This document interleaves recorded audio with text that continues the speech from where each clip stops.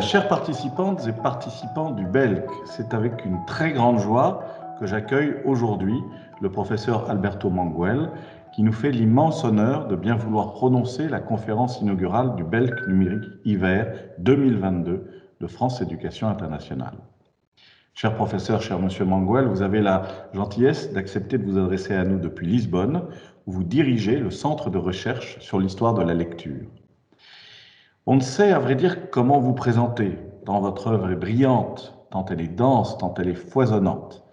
Évidemment, je vais pourtant m'essayer à cette gageure en quelques mots pour nos auditrices et nos auditeurs. Professeur, vous êtes né à Buenos Aires, mais vous avez grandi en Israël, où votre père était ambassadeur d'Argentine. C'est là que vous vous frottez pour la première fois à la pluralité des langues, puisque votre nounou ou nani ou Tagesmutter ou encore votre niñera vous parle en anglais et en allemand. De retour en Argentine, en 1955, vous faites une rencontre qui va marquer profondément votre adolescence. On comprend pourquoi. Vous faites la connaissance de Jorge Luis Borges, à qui vous faites pendant 2 ans la lecture, puisqu'il avait perdu la vue. Vous quittez à nouveau l'Argentine en 1968, avant les répressions de la dictature militaire, et de là, vous parcourez le monde, tour à tour en France, en Angleterre, en Italie, à Tahiti et au Canada, dont vous prenez la nationalité en 1985. En France, vous vous êtes un temps installé en 2001 dans un village du Poitou, où vous avez transformé la grange d'un presbytère en immense bibliothèque, à l'exemple de celle de Montaigne, pour accueillir vos plus de 30 000 ou 40 000 ouvrages. Vos activités de traducteur, d'éditeur, de critique littéraire vous ont conduit naturellement à vous tourner vers l'écriture. Vous êtes l'auteur de 5 romans et d'une multitude d'essais, parmi lesquels le Dictionnaire des lieux imaginaires, Une histoire de la lecture ou Dans la forêt du miroir. Votre œuvre est internationalement reconnue. On ne compte plus les prix qui vous ont été attribués. Pour la France seulement, vous avez obtenu le prix Roger Caillois, le prix Médicis Essai, le prix France Culture, et vous avez bien sûr été élevé au grade de commandeur des arts et des lettres. Vous êtes également docteur honoris causa de prestigieuses universités, celles de Liège, de Cambridge, d'Ottawa et de l'université de York au Canada. Vous êtes membre de plusieurs académies en Argentine, dont vous avez dirigé la Bibliothèque nationale de 2015 à 2018, en Espagne et au Royaume-Uni. Vous avez enfin été choisi pour être le premier titulaire de la chaire intitulée « L'invention de l'Europe par les langues et les cultures » au Collège de France. C'est là que vous avez donné votre leçon inaugurale intitulée « Europa, le mythe comme métaphore ». On ne pouvait, on le voit, trouver figure plus illustre pour venir nous parler, en ce temps de présidence française du Conseil de l'Union européenne, de plurilinguisme et d'Europe. Vous êtes en effet vous-même un écrivain polyglotte, puisque vous parlez, je crois, 6 des langues de notre continent, l'espagnol évidemment, l'allemand, l'anglais, le français, l'italien et le portugais. Qui donc, mieux que vous, pouvez s'adresser à notre public d'enseignants de et en français et d'acteurs des métiers du français dans le monde. Vous avez intitulé la conférence que vous allez prononcer pour nous « Les langues de Babel ». Votre intervention cherchera à questionner le plurilinguisme comme caractéristique même de notre continent, d'une certaine façon comme langue de l'Europe, en cherchant à savoir si toutes les langues sont égales dans leur rôle de porte-parole d'un continent entier. Ça promet d'être tout simplement passionnant. Je m'arrête donc là pour vous céder sans plus tarder la parole. Professeur Alberto Manguel, encore un immense merci pour le grand honneur que vous nous faites de votre présence parmi nous. Merci beaucoup, Monsieur Mourier, Messieurs, Dames, de cette extraordinaire invitation dont je suis très fier. Et je vais vous parler, comme Monsieur Mourier vous l'a signalé, des langues d'Europe que j'appelais les langues de Babel. En admettant que le plurilinguisme soit la langue que parle l'Europe, la question qui se pose serait alors la suivante. Quelles sont donc les langues rassemblées sous cette généreuse égide? Et qu'entendons-nous par le mot « langue » ? tout système de mots utilisé par un groupe d'individus donné constitue-t-il une langue? Toutes les langues jouent-elles à jeu égal le rôle consistant à conférer une voix à un continent tout entier? Existe-t-il des grandes et des petites langues? Et si c'est bien le cas, les unes et les autres revêtent-elles la même importance? Et qui décide de la dite importance? L'ONU répertorie le chinois parlé par plus de 120 millions d'individus comme la langue la plus employée dans le monde, suivi à bonne distance et par ordre décroissant par l'espagnol, l'anglais, l'arabe, l'hindi, le bengali, le portugais, le russe, le japonais et l'allemand. Ces langues-là seraient donc les grandes langues. Et à ce moment-là, si l'on prend le polonais, par exemple, parlé par moins de 40 millions de personnes, serait-il une petite langue parce qu'il ne figure pas dans la liste des 10 langues les plus pratiquées? Mais dans ce cas, comment qualifier des langues telles que l'yiddish, le biélorusse, le cachoub, le bas-saxon, les langues polynésiennes, le russine, le vilmovian, le romagnote? Et comment pourrions-nous déclarer qu'une langue qui a produit les œuvres d'une Szamborska, d'un Gombrowicz, d'un Miloš, d'un Bruno Schulz ou d'une Olga Tokarczuk mérite le qualificatif de petite? Et que dire d'une langue qui a permis l'avènement d'une œuvre poétique telle que celle de Bronislawa Vaś, dite Papusha, comme elle s'était elle-même rebaptisée dans sa langue romagnote natale?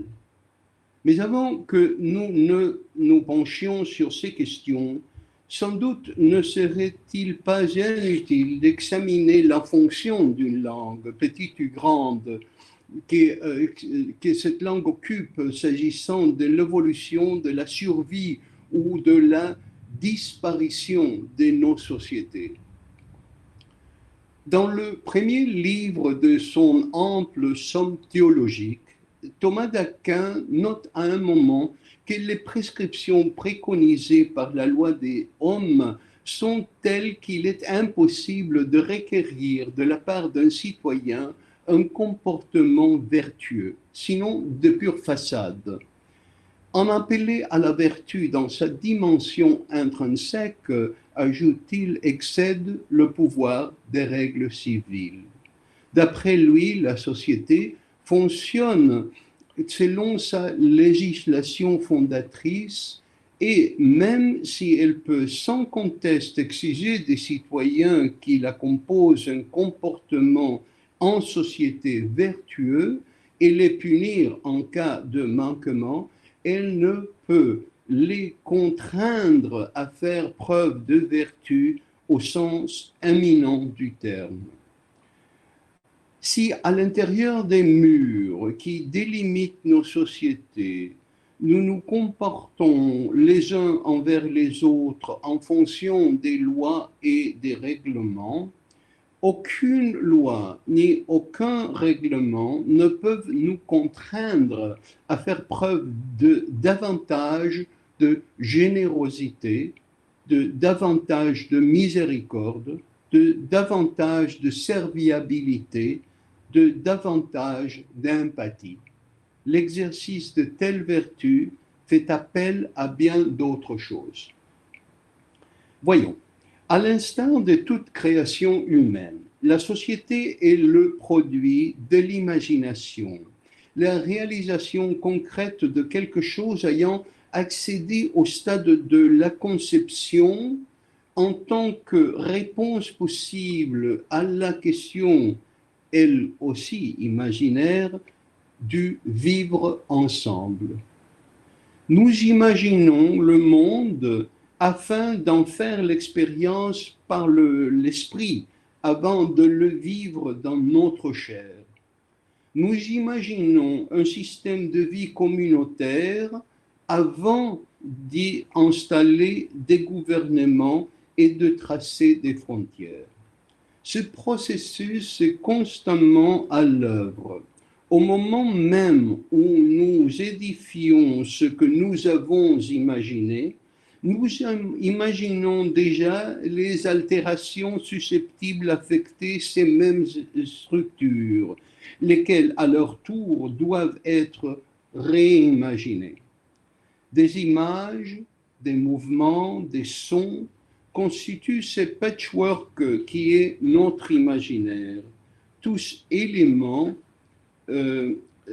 qui, afin de servir de composants constructifs, requièrent une alchimie verbale par laquelle bribes d'ordre iconographique, musical, conceptuel se muent en fragments langagières. Dotés de plus ou moins de lucidité, de plus ou moins de spontanéité, nous sommes des créatures de mots, reflétant dans le ressenti de nos identités kaléidoscopiques l'injonction inaugurale de l'Évangile selon Jean. À tous nos commencements était le Verbe. Les mots peuvent-ils nous servir non seulement à concevoir intuitivement ce que nous sommes et où nous sommes, mais également à forger à terme notre identité, aussi bien que notre univers? Se pourrait-il que les mots ne définissent pas seulement ce dont nous faisons l'expérience, mais ceux dont nous souhaiterions faire l'expérience? C'est là une question à laquelle il est bien malaisé de répondre. Dans le 6e chapitre de l'autre côté du miroir, Alice s'insurge contre l'affirmation de Humpty Dumpty qui prétend pouvoir faire dire à un mot exactement ce qui lui plaît qu'il signifie, ni plus ni moins. La question, dit Alice, est de savoir si vous avez le pouvoir de faire que les mots signifient autre chose que ce qu'ils veulent dire. La question, rétorque Humpty Dumpty, est de savoir qui sera le maître, un point c'est tout, et d'ajouter alors impénétrabilité. Voilà ce que moi je déclare. Perplexe, et il y a de quoi, Alice demande à Humpty Dumpty de préciser le sens de impénétrabilité. Par impénétrabilité, dit Humpty Dumpty, j'entends que nous avons assez parlé sur ce sujet, que vous seriez bien avisé de m'apprendre ce que vous avez l'intention de faire à présent, si, comme je le suppose, vous ne tenez pas à rester ici pour le restant de vos jours.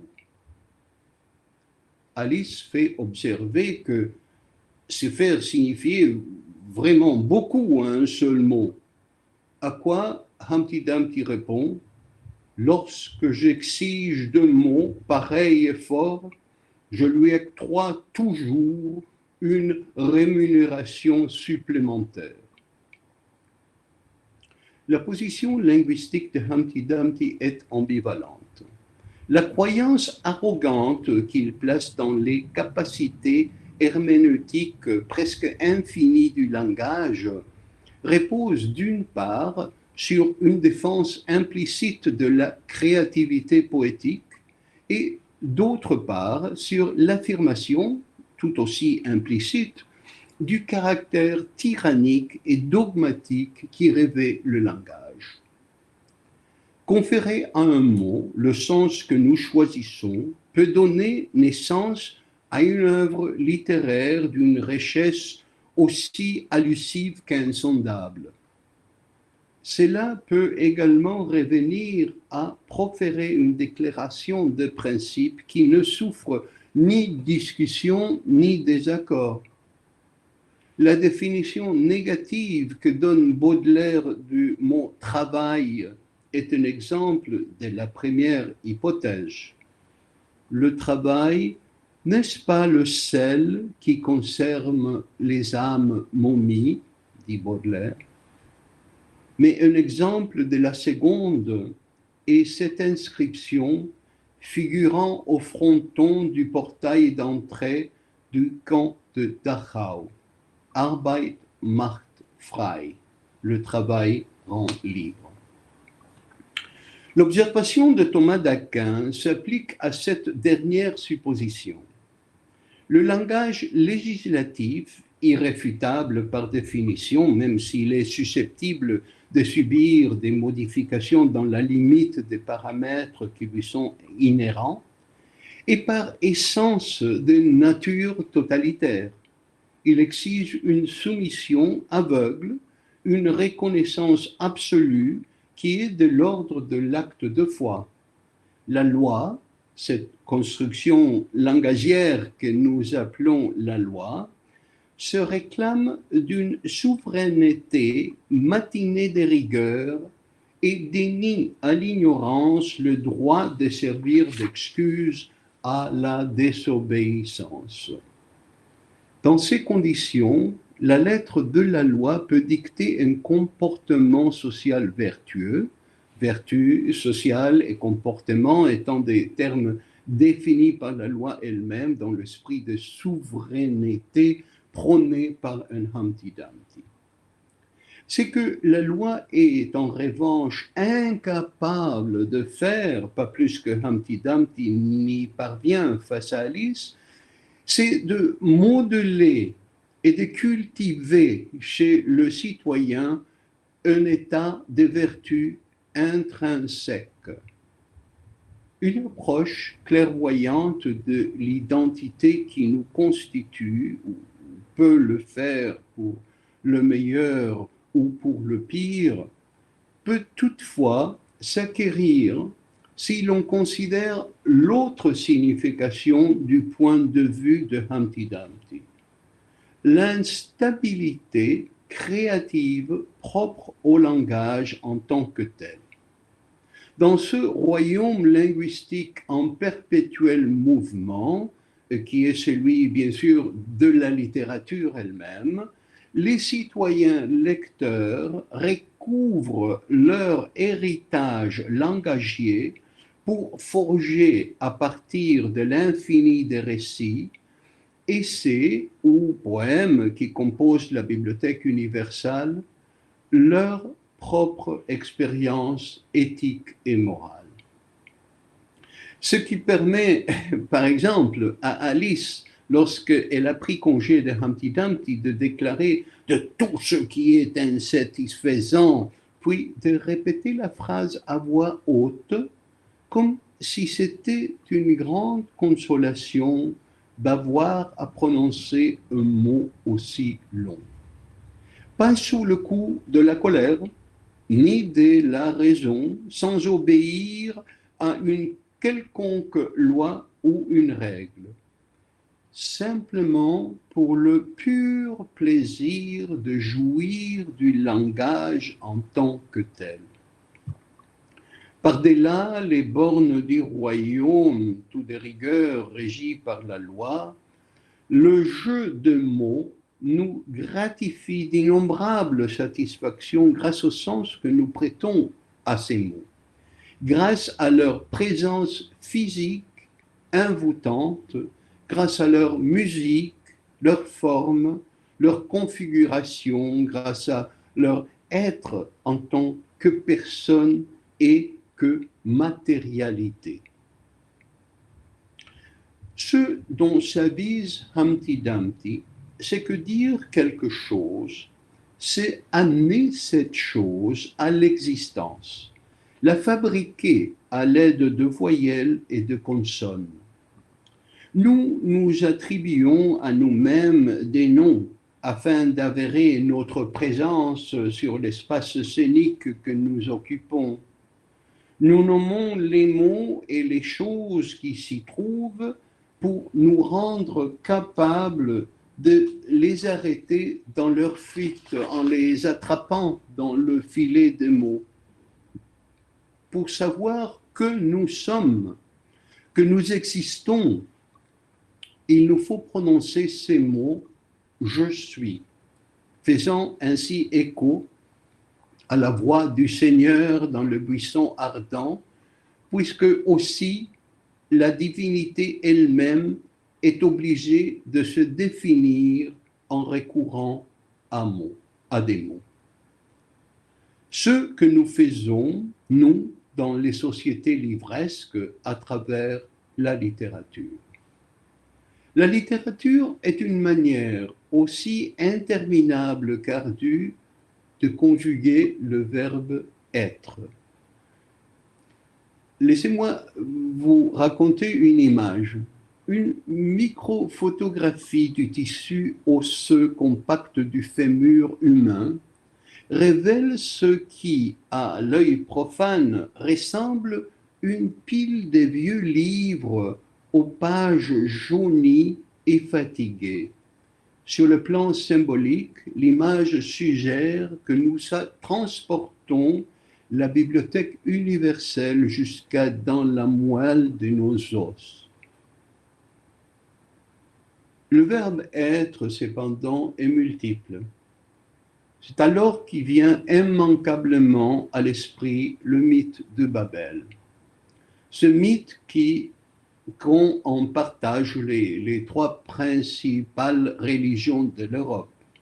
Bien que le Coran ne mentionne pas Babel, dans les sourates 28 et 40, le pharaon demande à son grand vizir Aman de lui bâtir une tour d'argile pour qu'il puisse monter jusqu'au ciel et affronter le Dieu de Moïse.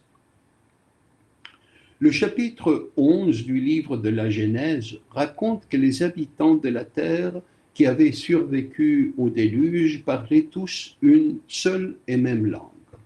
Quand les eaux se furent retirées, ils voyagèrent en direction de l'est, depuis le mont Ararat jusqu'au pays de Shinéar, où ils décidèrent d'édifier une ville flanquée d'une tour dont le sommet pénétrait les cieux. Selon une exégèse juive du Moyen Âge, celui qui devait entreprendre cette tâche colossale était le petit-fils de Noé, Nimrod, lequel avait pour folle ambition d'envahir le royaume des dieux. Les hommes de Nimrod se divisaient en trois groupes. Le premier souhaitait partir en guerre contre les cieux, le deuxième souhaitait y établir des idoles avant de s'abîmer dans leur adoration, le troisième projetait de se livrer à une attaque des hôtes célestes au moyen d'arcs et des flèches. Pour les punir tous, tant qu'ils étaient, Dieu dépêcha ses anges sur la terre en leur enjoignant de confondre leur langage afin qu'ils ne puissent plus entendre la langue des uns et des autres. Dès lors, poursuit le commentateur anonyme, plus personne ne sut ce que l'autre disait. À l'un qui réclamait un mortier, l'autre tendait une brique, que le premier furieux lui renvoyait en le tuant. Beaucoup périrent de cette manière, et pour les autres, ils furent châtiés en fonction de la nature de leur comportement rebelle. Ceux qui avaient choisi de prendre les armes contre les cieux furent dressés les uns contre les autres et s'entretuèrent lors des sanglantes batailles. Ceux qui avaient décidé d'établir leurs idoles furent transformés en grands singes et en spectres. Et ceux qui avaient voulu mener une guerre contre Dieu furent dispersés partout sur la terre et rendus oubliés des temps jadis où il avait été des frères réunis sous la bannière d'une langue commune. Telle est donc, nous dit-on, la raison pour laquelle le conflit règne de nos jours en tout lieu, et les commentateurs médiévaux ajoutent que l'endroit où s'éleva jadis la tour n'a jamais perdu cette faculté particulière qu'il a de conférer l'oubli. Et que même aujourd'hui, ceux qui passent dans son voisinage oublient ce qu'ils savaient auparavant. En perdant leur mémoire, leur connaissance du passé, les bâtisseurs de Babel subissaient un châtiment en forme de présent pétri d'innombrables façons de parler, si bien que le langage lui-même finit par faire le lit des divisions, des préjugés et des ostracismes. Cependant, cette curieuse idée, selon laquelle une langue partagée préserverait le tissu social, cependant que la pluralité des langues le détruirait, peut sans doute se lire comme relevant d'autres choses que de la sanction pure et simple, moins comme un rejet d'autres langues que comme la prise en compte de l'importance revêtue par le fait de trouver un outil partagé de communication, de compréhension de ce que l'autre dit, une façon de se faire comprendre. Ce qui peut s'annoncer comme l'art de traduire l'expérience en mots. Pour autant, cet art nous rend-il capables de briser la malédiction de Babel? Tous les mots ont besoin de la connaissance qu'en a l'autre et de la capacité de cet autre à entendre et à comprendre, à lire et à décrypter un code commun, car aucune société n'existe sans un langage partagé. Ce qui accrédite en sous-main le mythe de Babel, c'est que le vivre ensemble implique l'usage du langage pour être les uns avec les autres, puisque le langage est une fonction supposant à la fois la conscience de soi et la conscience de l'existence d'autrui. La prise de conscience qu'il y a un je qui transmet une information à un tu pour dire « Voici qui je suis, voici comment je te vois, voici les règles et les présupposés qui nous lient l'un à l'autre à travers l'espace et dans la durée. » Et c'est la connaissance de ce tu qui va permettre que des histoires soient un jour racontées, qui expliqueront ce que nous voulons dire par mortier et ce que nous entendons par brique. Ce noble chemin est, comme on sait, semé d'embûches. Par exemple, en anglais, le verbe être comporte deux acceptions, exister et se trouver en tel ou tel endroit. En espagnol, ces deux significations se voient endossées par deux mots différents.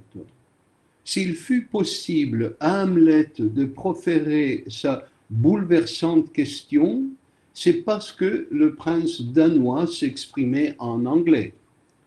Ce qui était impossible par Sigismond dont la vie est un songe, alors même qu'il était aux prises d'une angoisse existentielle parfaitement identique. Leur langue était faite d'un matériau différent. Un autre exemple. L'une des plus petites langues du monde est l'Aymara, qui compte 1 million de locuteurs dans la région des Andes couvrant les zones ressortissant de la Bolivie au Pérou et au Chili. Le peuple Aymara a une conception du temps qui n'appartient qu'à lui. le passé se trouve à ses yeux en aval du présent, tandis que l'avenir se déploie en amont. Pour les Aymara, le temps est mouvement et on l'évoque de deux façons.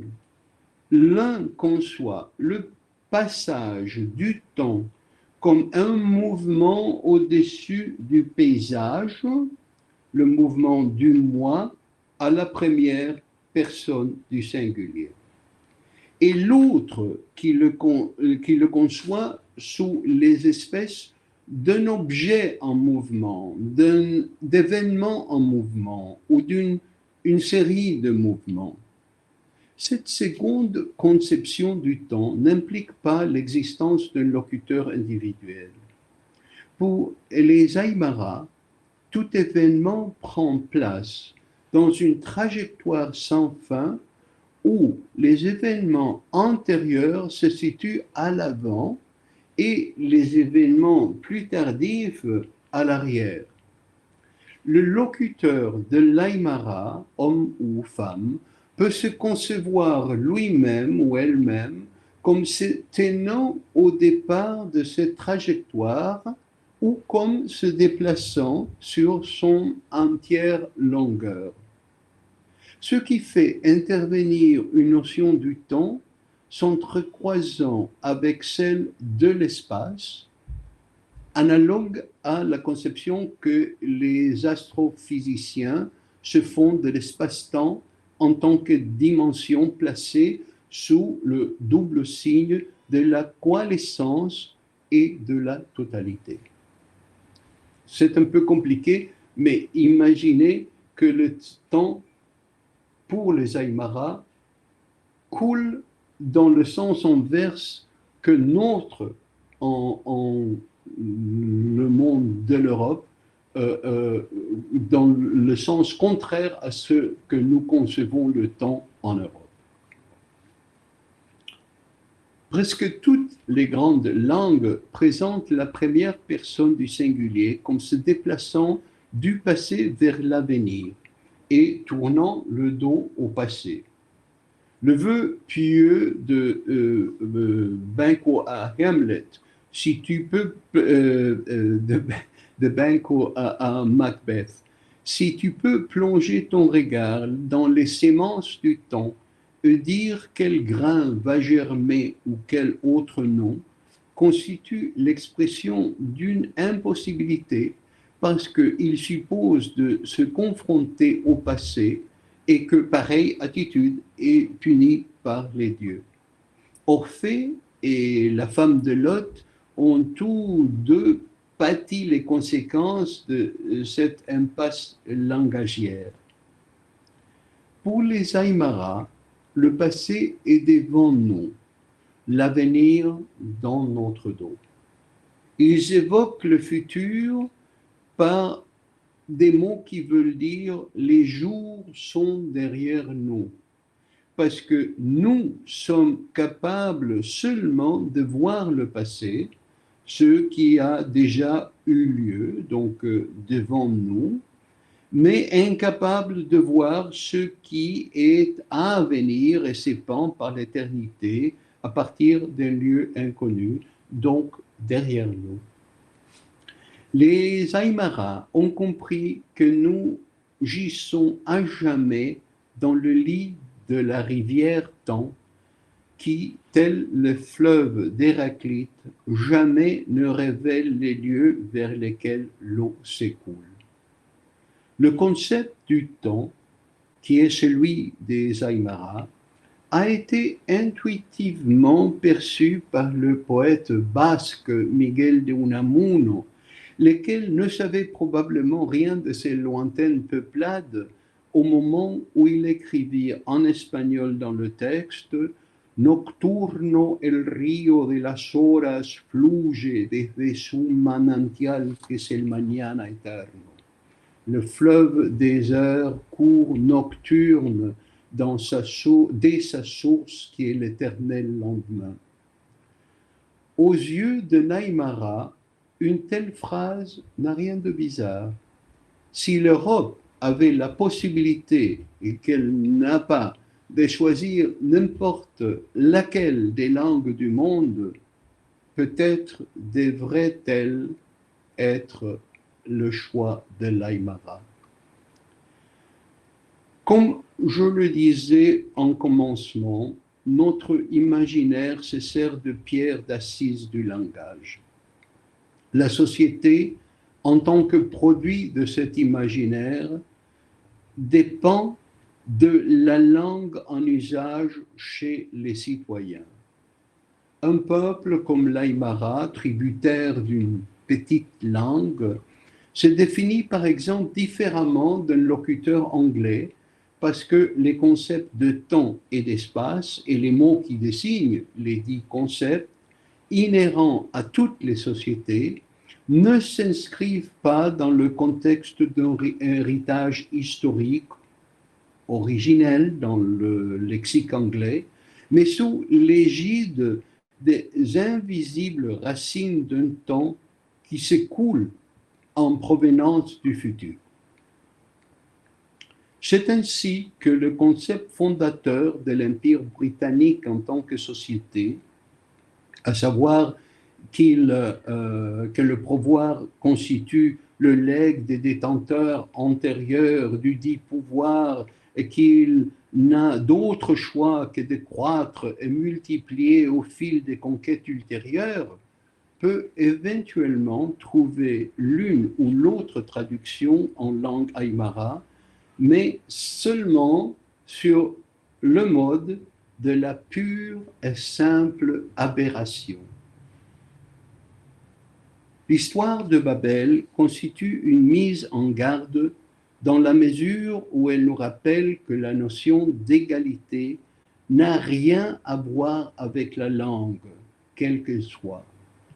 Produit d'un arbre généalogique d'une inimaginable complexité, une langue petite ou grande engendre un système de pensée aussi unique que sans équivalent et objet de fluctuations incessantes.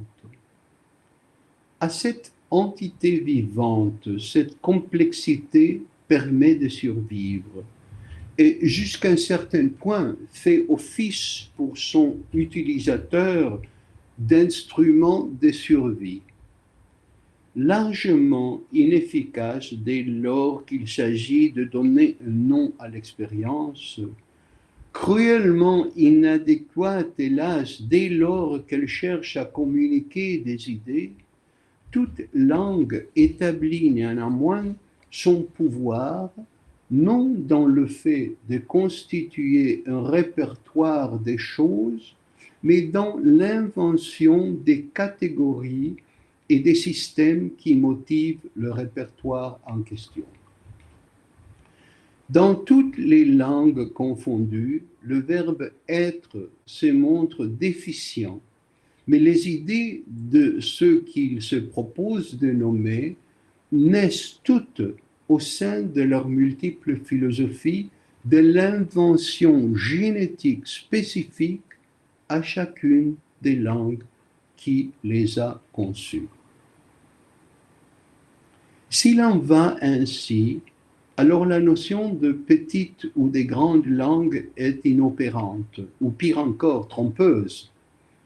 Le grand et le petit sont des critères pertinents dans le domaine de l'immobilier, mais dans le domaine intellectuel, elles ne revêtent pas plus de valeur que le rose ou le bleu, le sucré ou l'acide, le bruyant ou le doux. Pour reprendre le système philosophique conçu par l'évêque Berkeley, ces notions existent chez le locuteur sur le mode de la sensation, sans pour autant relever des qualités intrinsèques aux choses elles-mêmes. Dire que Papoucha écrit dans une petite langue parce qu'il utilise le romagnotte, ou que Laurent Godet écrit dans une grande langue parce qu'il utilise le français, ne nous ouvre aucun chemin de réflexion intelligent, sauf peut-être à mettre en avant le fait que le marché du livre procure davantage des lecteurs à un godet qu'à une papoucha.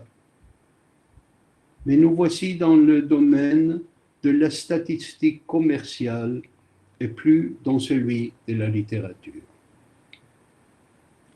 Bien évidemment, un tel impérialisme linguistico-industriel affecte la connaissance des lecteurs quant à ce que se passe au-delà des frontières de leur propre langue. Mais nous faisons face ici à un problème différent, celui qui touche à la traduction, à savoir étymologiquement ce geste consistant à faire migrer une signification d'une langue à une autre et à tenter de comprendre ce qu'une langue donnée a créé au moyen d'un imaginaire spécifique. Si les petites langues font partie intégrante de notre cartographie, c'est bien parce qu'elles modifient notre point de vue sur des concepts aussi essentiels que le temps et le soi. Les grandes langues en viennent à s'éroder à force d'être utilisées.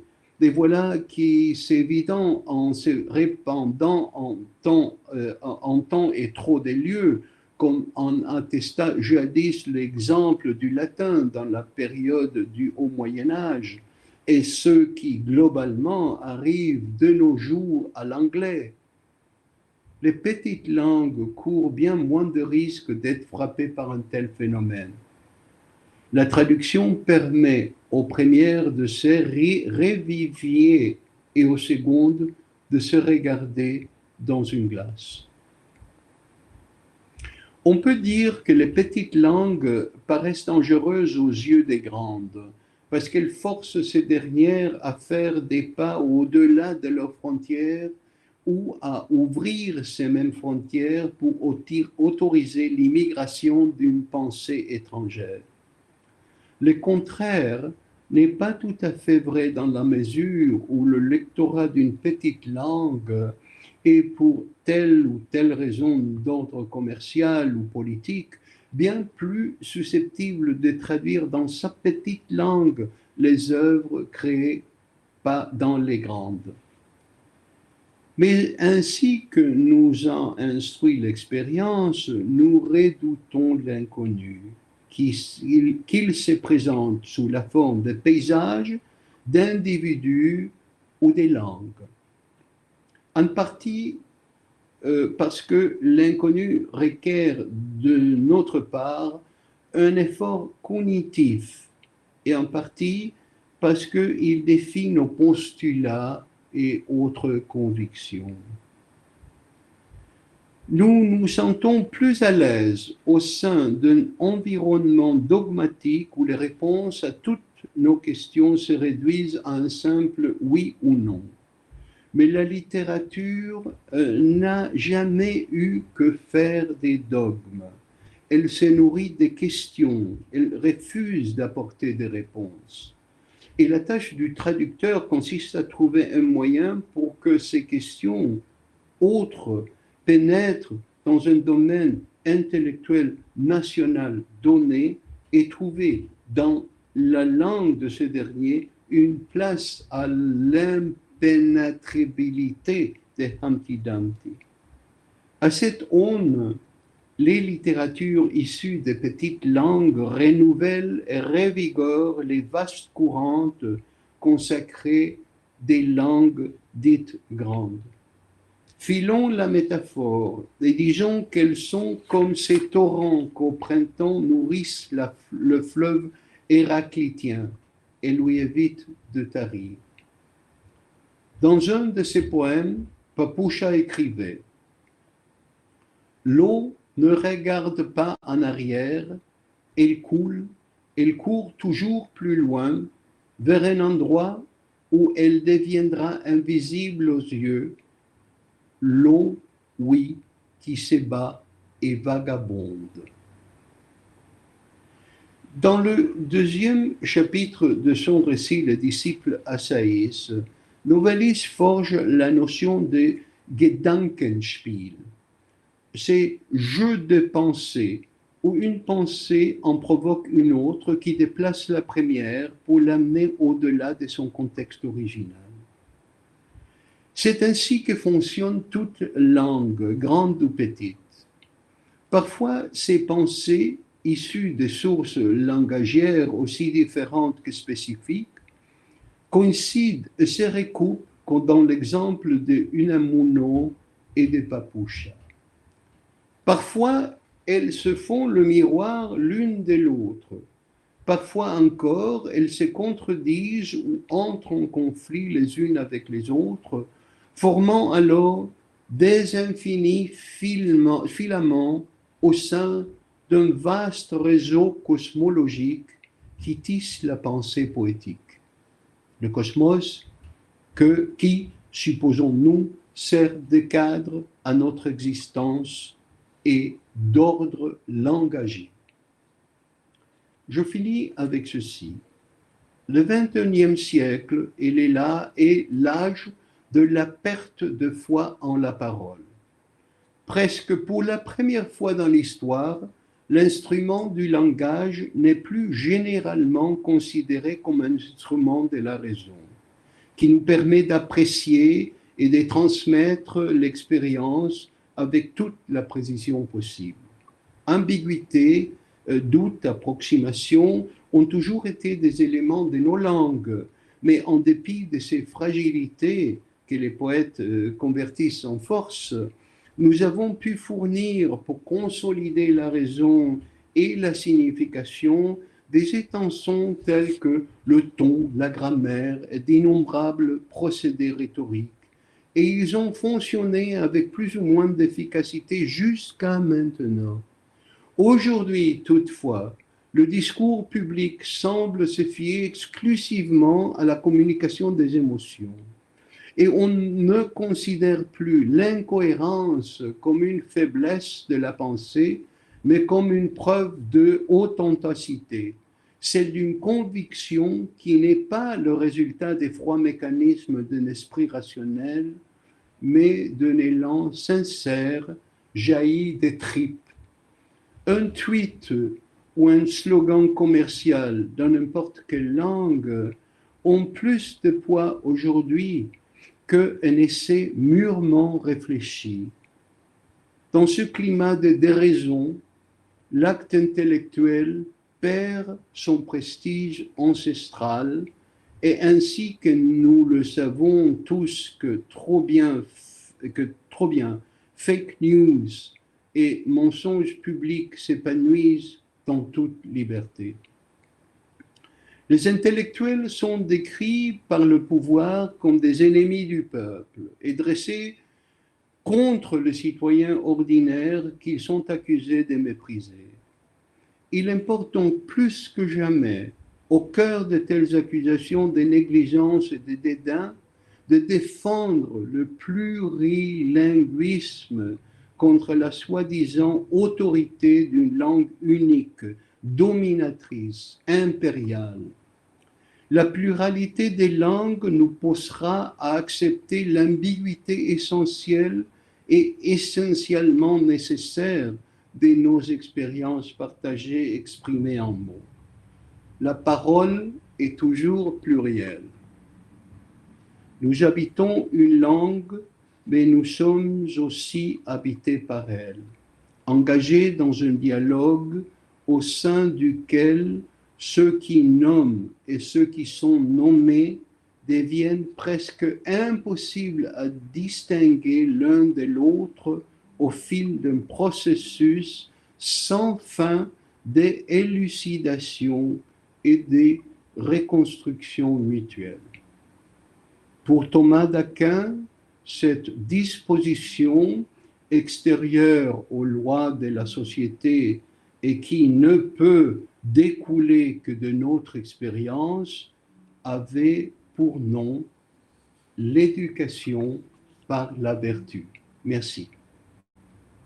Merci beaucoup, Monsieur Manguel. Merci beaucoup pour cet exposé très éclairant.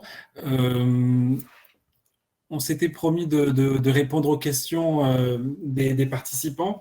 Donc, même si on est un petit peu en retard, je vous propose que l'on prenne quand même quelques minutes pour répondre à ce qui a été posé dans la partie questions. Alors déjà, une question un peu plurielle, enfin, il y a plusieurs sous-parties, mais je vous la pose en entier. Il est dit, c'est vrai, ça a été rappelé en introduction en fait par Monsieur Mourier, vous parlez 6 langues, Monsieur Manguel. Est-ce que vous avez l'impression d'être une personne différente en parlant une autre langue? Est-ce que ces langues développent-elles une partie différente de votre personnalité? Et finalement, dans quelle langue finalement êtes-vous le plus Alberto Manguel? C'est vrai que à chaque fois que je parle une langue, je deviens autre. On ne peut pas rester le même d'une langue, dans une langue que dans une autre, ce que les traducteurs comprennent très bien dans le sens étymologique du mot traduction qui veut dire apporter quelque chose d'un endroit à un autre. Donc je me porte dans une autre langue et donc je deviens quelqu'un d'autre dans cette langue. Ma langue première est l'anglais, donc je m'exprime en anglais surtout. J'ai oublié pas mal de mon allemand de l'enfance, j'ai appris l'espagnol bien plus tard, et ainsi de suite. Mais quand je me mets à parler une de ces langues, je sais qu'il y a une transformation dans mon esprit et qu'il y a des idées qui surgissent dans une langue qui ne pourraient pas surgir dans une autre. Entendu. Ça me fait penser que vous venez de dire justement qu'il était nécessaire d'être enfin de cultiver ce plurilinguisme. Est-ce que justement, enfin c'est une autre des questions qui est posée, le fait de connaître déjà plusieurs langues, est-ce que ça vous apprend, enfin est-ce que ça vous permet d'en apprendre toujours plus? Et est-ce que vous comptez d'ailleurs en apprendre plus? Je viens d'apprendre le portugais, mal, mais j'essaie de le parler le plus possible puisque j'habite le Portugal. Je trouve que si vous habitez un pays, vous devez parler la langue de ce pays. Malheureusement, je suis trop vieux où mon cerveau ne fonctionne pas comme il fonctionnait quand j'étais jeune et j'essayais d'apprendre le chinois, l'arabe et ça n'a pas marché. Peut-être dans ma prochaine vie, je m'y prendrai beaucoup plus tôt. Entendu. Alors, une autre question. À quel degré le fait de vivre dans différents pays, en Israël, en Argentine, en Italie, en Angleterre, à Tahiti, en France et au Canada, a influencé votre carrière? Et est-ce que l'on peut comprendre par votre choix de vivre depuis des années en France? Alors, non, j'ai mal lu la fin. Et est-ce qu'on peut comprendre par votre choix de vivre depuis des années en France n'est pas sans fondement? La dernière partie de la question, je pense qu'elle a été mal rédigée. Mais voilà, de quelle manière, en fait, cela a influencé votre carrière, le fait de vivre dans différents pays? Si la question se réfère à ma carrière, euh, j'ai constaté que la carrière d'un écrivain dans un certain pays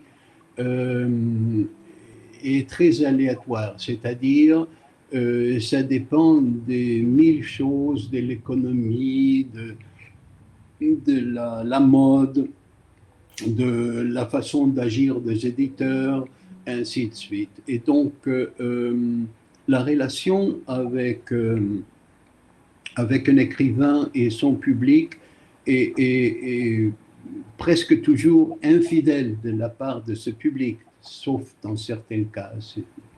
Ce que je veux dire, c'est que pendant un certain moment, je publiais dans tous les journaux du Canada. Je n'y publie plus. Pendant un certain moment, je publiais en Argentine. Je n'y publie plus. Et comme ça, le long de ma vie, il y a de nouveaux publics qui sont venus. Et maintenant, bon, je publie au Portugal, j'écris au Portugal, je choisis des thèmes portugais, mais sans abandonner, je pense, jamais mes questionnements essentiels qui font partie essentielle de mon imaginaire. Mais de fait, une question aussi que l'on se pose, que finalement, là, dans le cadre du BELC, on s'adresse en grande partie quand même à des enseignants qui, justement, enseignent même les langues, principalement le français. Hein. Est-ce que vous auriez un conseil, vous, en tant que, justement, apprenant plurilingue, est-ce que vous auriez un conseil aux enseignants pour motiver l'apprentissage des langues? Est-ce que vous avez des secrets à livrer aux apprenants ou aux enseignants qui vont justement enseigner? Non, pas vraiment. Je crois qu'on enseigne par la passion et que la passion est quelque chose qui n'a pas de règles ni de système. On peut enseigner en montrant qu'on aime ce qu'on enseigne. Et je pense que nous avons tous constaté que quand nous avons la chance d'avoir un professeur enthousiaste, cet enthousiasme est contagieux, devient contagieux. Donc, non, je n'ai pas vraiment un conseil, sauf dire, dans le possible, n'enseignez pas ce que vous n'aimez pas, parce que ça va se savoir. C'est très juste. Encore une question. Si vous deviez établir un cabinet de lecture européen ne comprenant qu'un seul livre par pays, pourriez-vous trouver dans chaque pays un livre qui le représenterait? Oui, mais ça serait un choix très personnel. Je suis sûr que si vous et moi, nous procédions de cette façon, le choix serait possible, mais ça serait un autre. Heureusement, n'importe quelle langue, pour ne pas dire n'importe quel pays, n'est représenté dans son identité essentielle par un seul livre. Quand on a demandé à Gide qui était l'auteur qui représentait le mieux la France, il a répondu Hugo, hélas. C'est charmant. Alors, j'ai deux questions qui ont peut-être un petit rapport quand même, je pense. C'est en fait, qu'avez-vous appris en fait auprès de Borges? Parce qu'on a évoqué ça dans votre présentation. Et il y a aussi une autre question qui dit comment faire pour aider quelqu'un qui aurait justement une déficience visuelle en fait pour apprendre une langue. Donc, à la deuxième question, je n'ai pas vraiment une réponse parce que ça peut s'agir des problèmes physiologiques ou des problèmes d'intérêt ou je ne sais pas, il faut voir à chaque fois le cas particulier. Quant à la première question, j'étais adolescent quand j'ai connu Borges et la chose la plus importante qu'il m'a enseignée par l'exemple, c'était que ma passion pour les livres était une passion valide.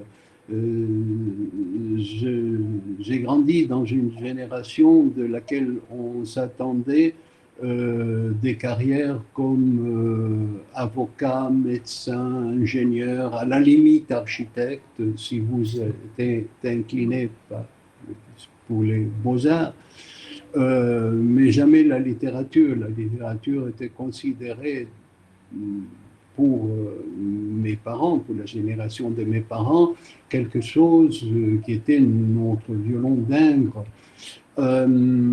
Et donc, Borges m'a enseigné que la littérature, la lecture était une carrière valable et aussi qu'elle ne pouvait pas être obligatoire. Borges avait un mot que je trouve essentiel, que la lecture ne peut pas être obligatoire parce que le bonheur ne peut pas être obligatoire. C'est très bon.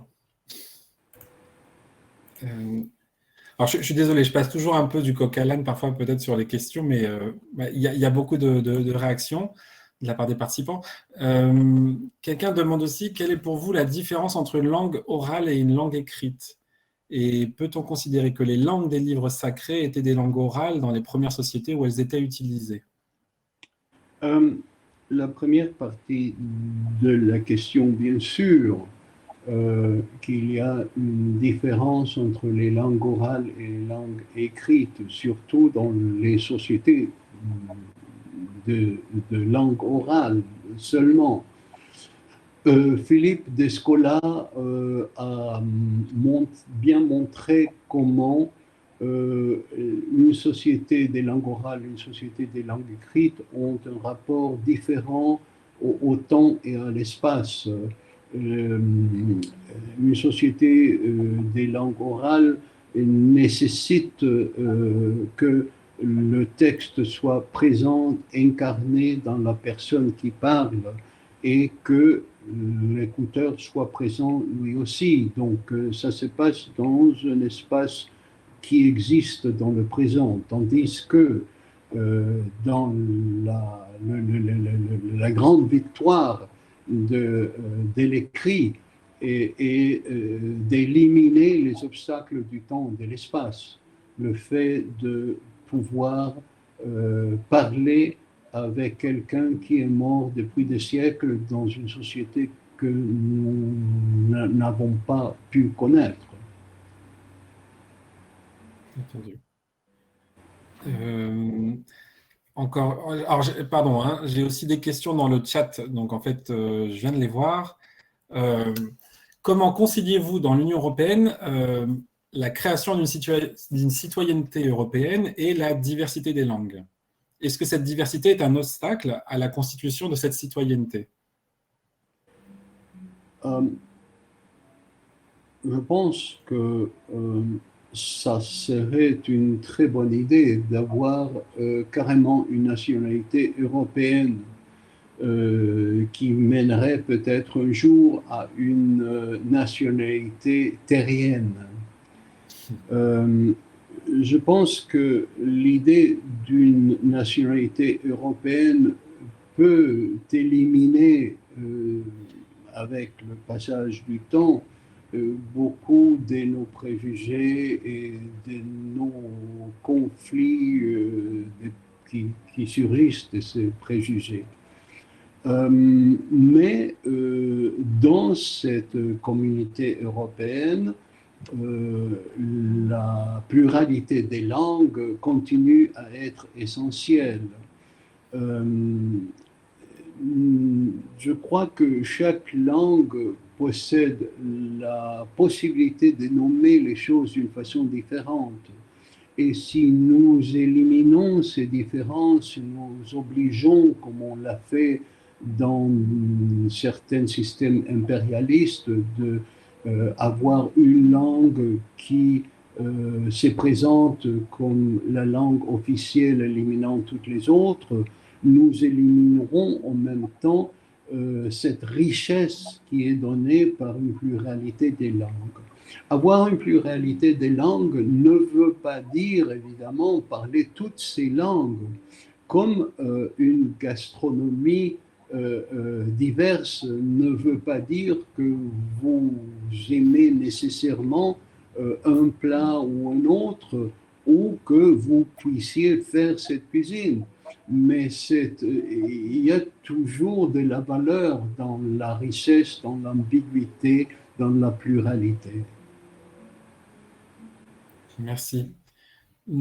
Alors, juste, le temps avance et je ne voudrais pas non plus retenir tout le monde trop longtemps. Donc, je vais prendre juste quelques dernières questions, enfin, quelques questions. Comment susciter les élèves à apprendre les langues tout en conservant l'identité de chacun? Là encore, c'est des stratégies pédagogiques dont je ne me connais en rien. À chaque fois. Pardon. Vous-même, vous parliez de passion tout à l'heure pour apprendre les langues. C'est un peu ce qui vous a motivé vous-même à parler ces 6 langues? Oui, À ou les de apprendre. la curiosité ou la nécessité. Quand j'ai Mm. appris l'italien parce que je vivais à ce moment en Italie, je travaillais en Italie, je ne parlais pas un mot d'italien et je voulais communiquer avec les gens et je ne voulais pas communiquer seulement dans cette lingua franca qui est l'anglais.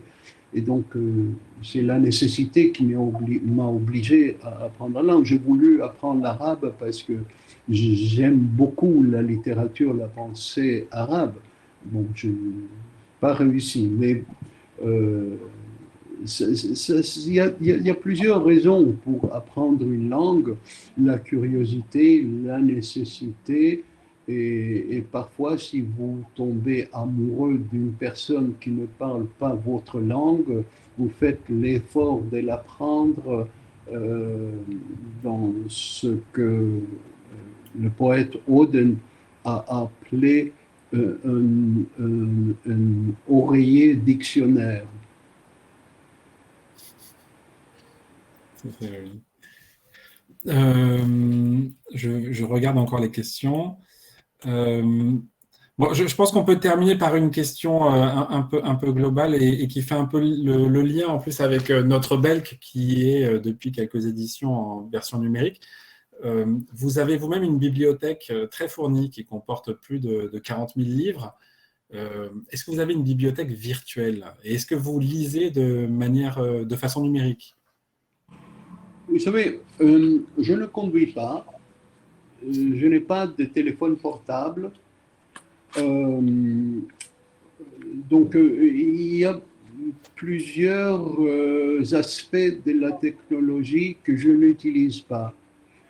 Et à 74 ans, avec l'habitude du livre physique, je ne vois pas l'intérêt d'aller vers un texte virtuel. Ce n'est pas une question de dénigrer le texte virtuel, l'électronique, mais je sens qu'avec une bibliothèque de 40 000, je n'arriverai pas à lire peut-être une dixième partie de cette bibliothèque. Ça me suffit.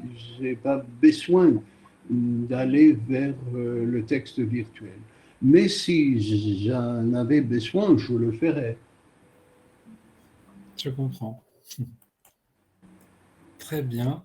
Euh, bon, il y a encore des questions, mais c'est plus des questions par rapport à l'enseignement, l'apprentissage d'une langue. Euh,